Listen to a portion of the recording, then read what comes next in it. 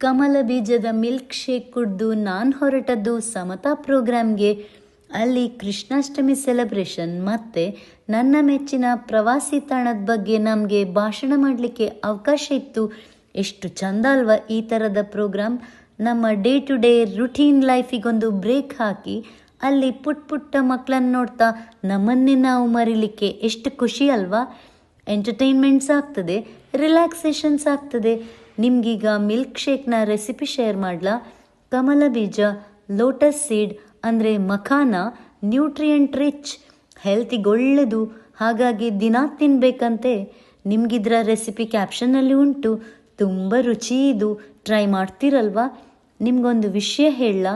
ಸಮತಾದಲ್ಲಿ ನಾನು ಮಾಡಿದ ಭಾಷಣ ಯೂಟ್ಯೂಬಲ್ಲಿ ಅಪ್ಲೋಡ್ ಮಾಡಿದ್ದೇನೆ. ನಿಮಗಿಷ್ಟ ಇದ್ದರೆ ನೋಡಿ, ಸಪೋರ್ಟ್ ಮಾಡ್ತೀರಲ್ವಾ? ಇನ್ಸ್ಟಾಗ್ರಾಮ್ ಸ್ಟೋರಿಯಲ್ಲಿ ಸಹ ಲಿಂಕ್ ಹೈಲೈಟ್ ಮಾಡಿದೆ.